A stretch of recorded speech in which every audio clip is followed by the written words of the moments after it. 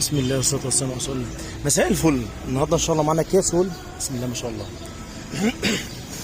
عملنا الفرش اسود خيط البونتون بيتي مع جلد كربون، تصميم مكنه، تصميم الاوريجينال بتاع العربيه الساده خالص في الفابريكا. عملنا كمان مخدع الكونسول، عملنا دواسه الارضيه مع دواسه الشنطه، ما عملناش حاجه ثانيه لا في الابواب ولا نزلنا فبر حوض ولا اي حاجه خالص. طبعا انت ليك حريه الاختيار، تختار لون الفرش، بتختار لون الخيط، كمان بتختار التصميم او الديزاين سواء مكنه كمبيوتر مكنه عاديه او حتى ساده زي الاصلي.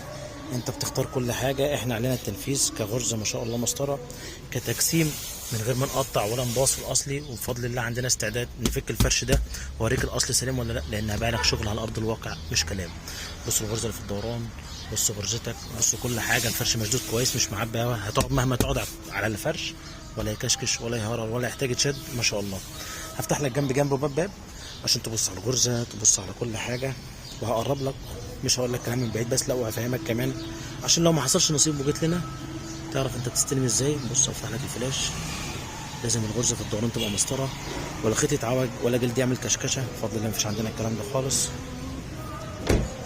طبعا في الكيا سول ظهر الكرسي فبر على وضعه، نفس الكلام الكرسي الخلفي بتجسيمه، بنهتم بالكرسي الخلفي زي القداماني بالظبط، ما بناخدش اللقطه بس، لا بالعكس، حتى ان الدوران هتلاقيه مسطره، نفس الكلام الدوران اللي في المخدع، الدوران هنا اهو، فتحات الحزمه سواء الصغيره او الكبيره كل حاجه على وضعها.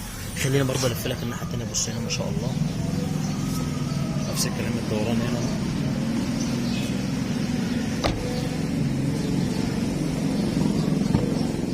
بسم الله.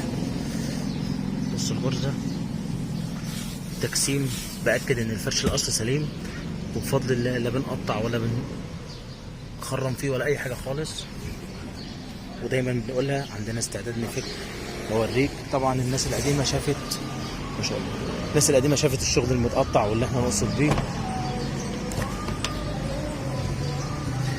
كيا سول فرش اسود خيط نبيتي، تصميم الفابريكا، كراسي وارضيه ومخدع كونسول. اسف لو طولت عليكم، اتمنى تتابعونا على طول وما تنساش مننا. اشكركم شكرا جزيلا، سلام عليكم.